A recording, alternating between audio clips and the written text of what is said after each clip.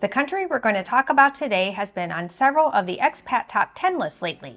It's especially popular with retirees because it has good healthcare, a low cost of living, at least compared to other countries in the region, and the winters are mild. Some people are even calling it the next Portugal. So in today's video, we're going to take a look at the pros and cons of this popular place and answer the big question, could we live there? But before we dive in, we want to remind you of our website, amelianjp.com. We post a lot of free articles over there about how to embrace an unconventional life by living abroad, earning online income, or retiring early. If you're wondering if we've covered a topic, there's a good chance you'll find it on our website.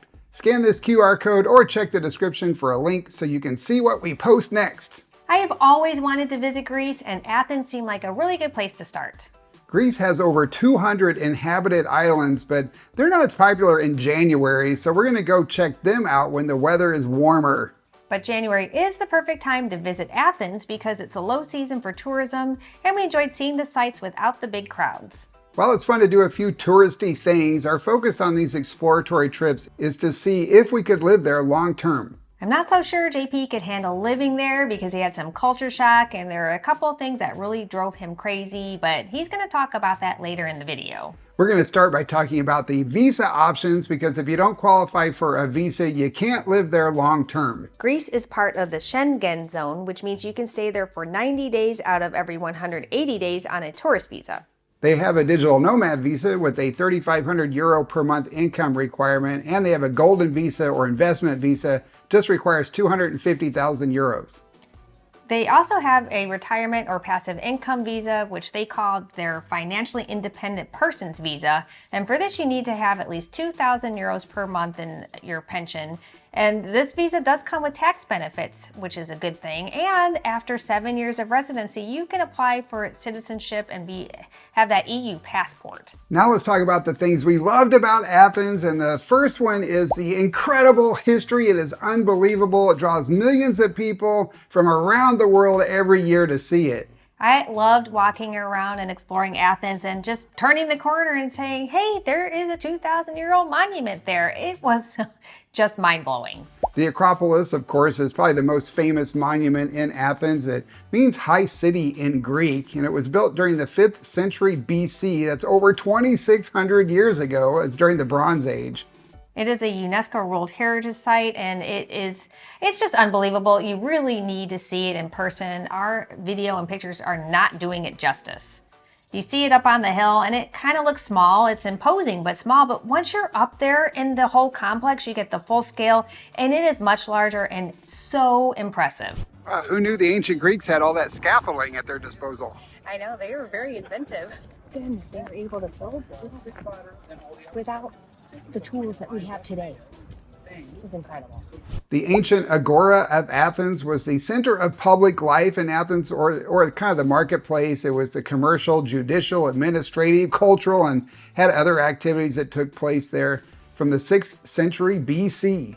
The Roman Agora, or Roman Forum of Athens, was constructed between 19 and 11 BC with funds donated by Julius Caesar, and it also had shops and offices. Hadrian's Library is next to the Roman Agora. It's the biggest library where they stored books and other important state archives. Monastiraki Square is next to Hadrian's Library. The name means small monastery, although the monastery isn't there anymore. But there is the Byzantine church and the mosque, and there's also a main metro station there. Plus you have the flea market and a lot of other shops and restaurants. This area is very popular with tourists, and it was pretty crowded when we were there.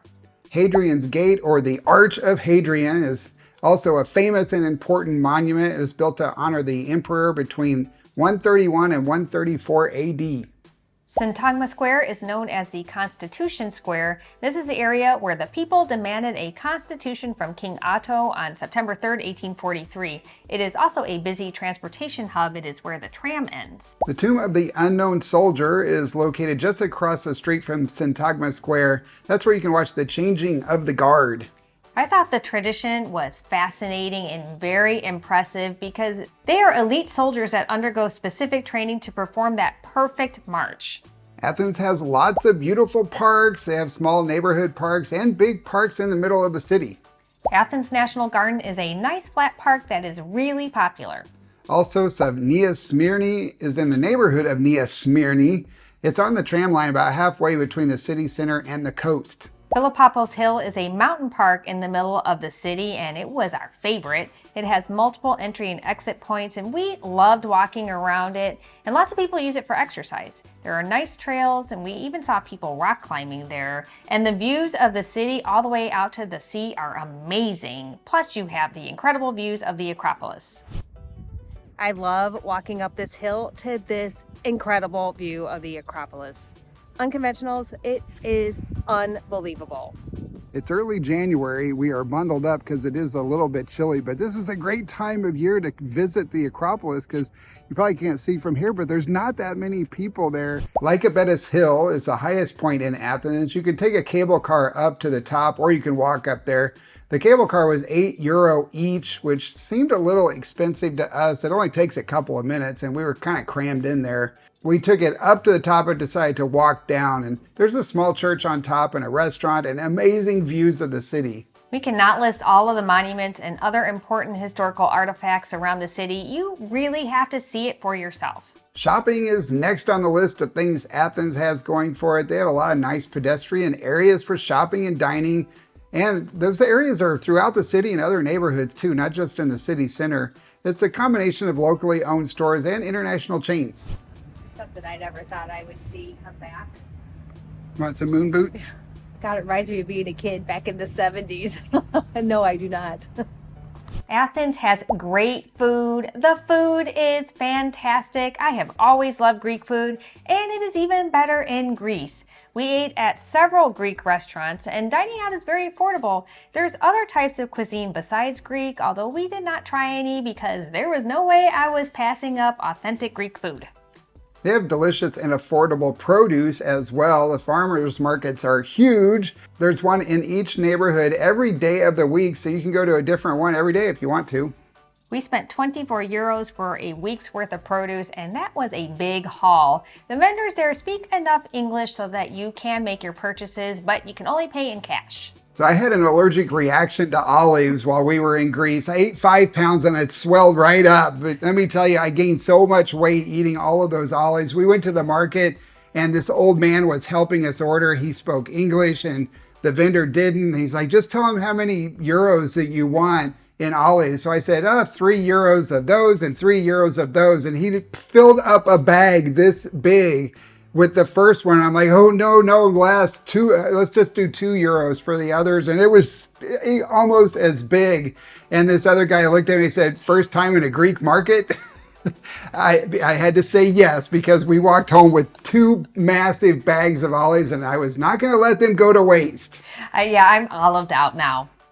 Me too.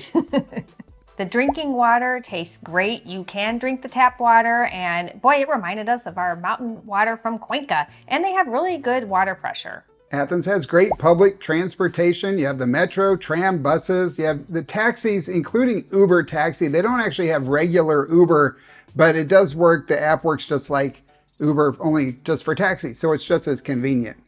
We absolutely loved taking the tram. It is easy, cheap, and it's a nice way to get to the center of Athens and to the beach. It costs €1.20 per ride, but make sure you scan your ticket and have that with you or they may kick you off the train or the tram. They actually do have people on there checking.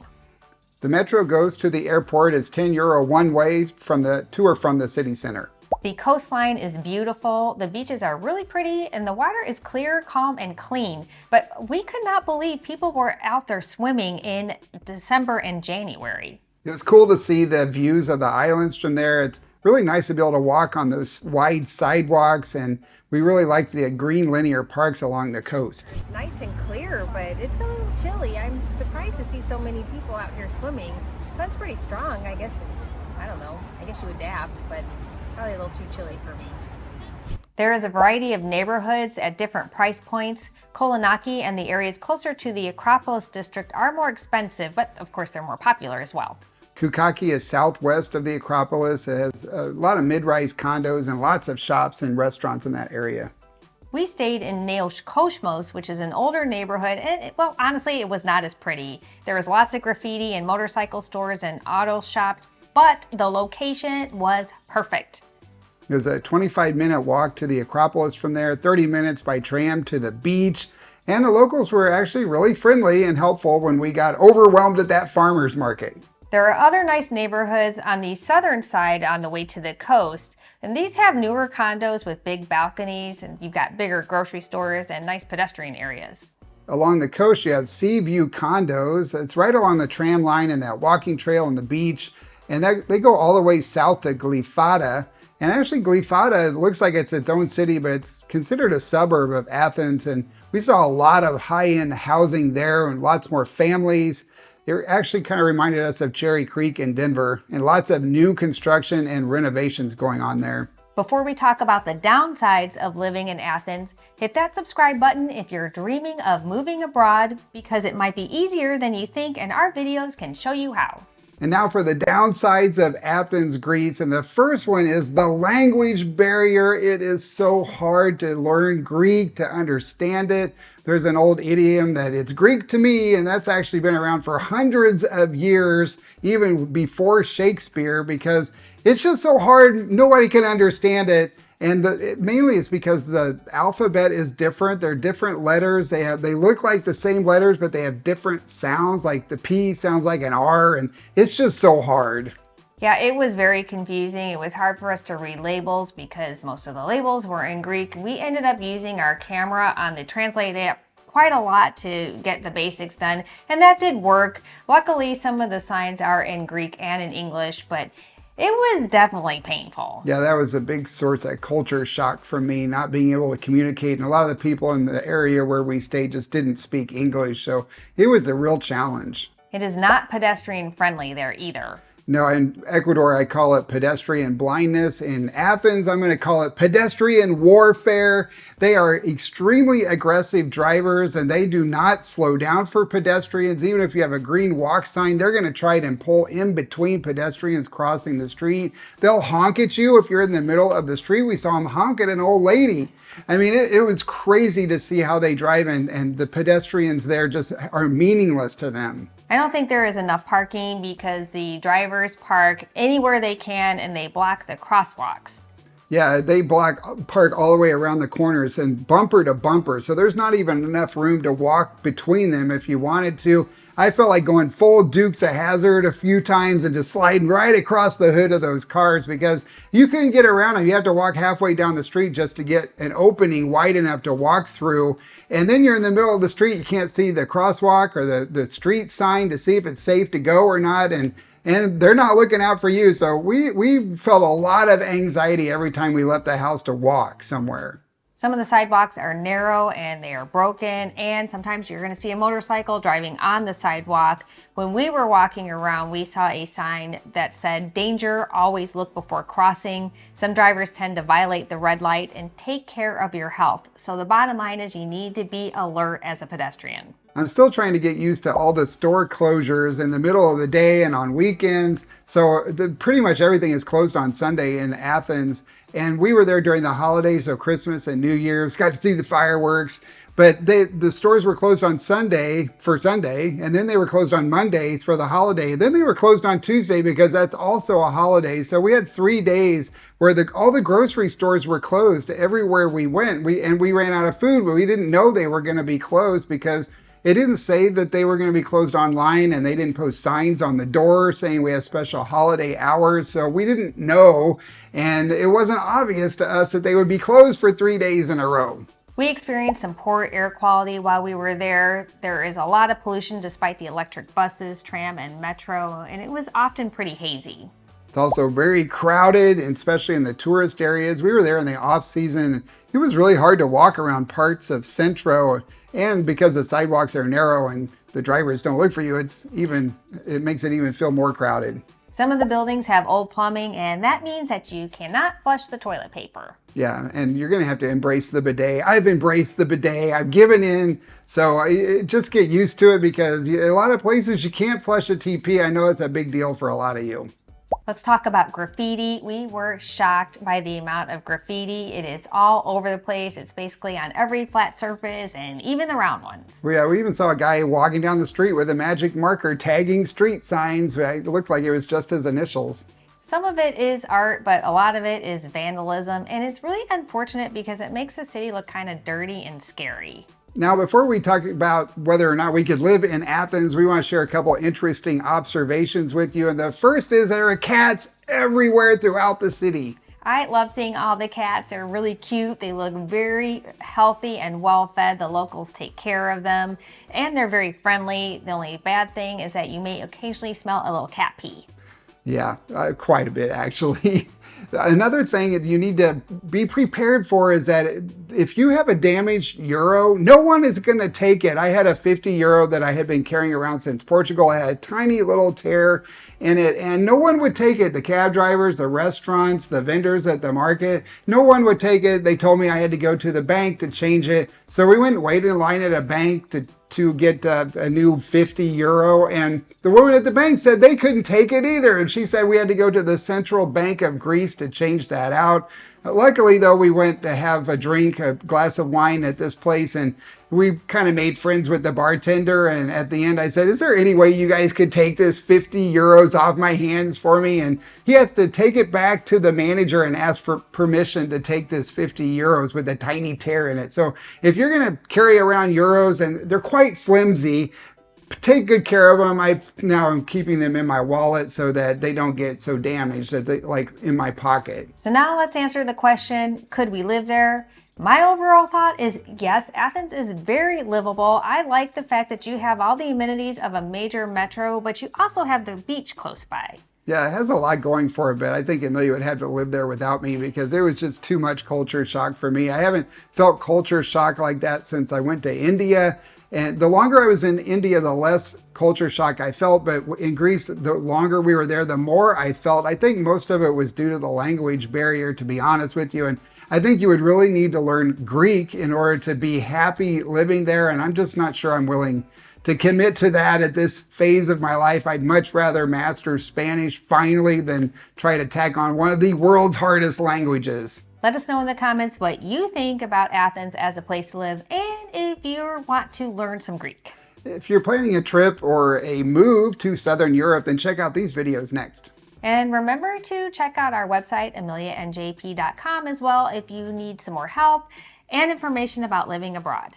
That's all we have for this video. We will see you all in the next one. Yasis! Yasas!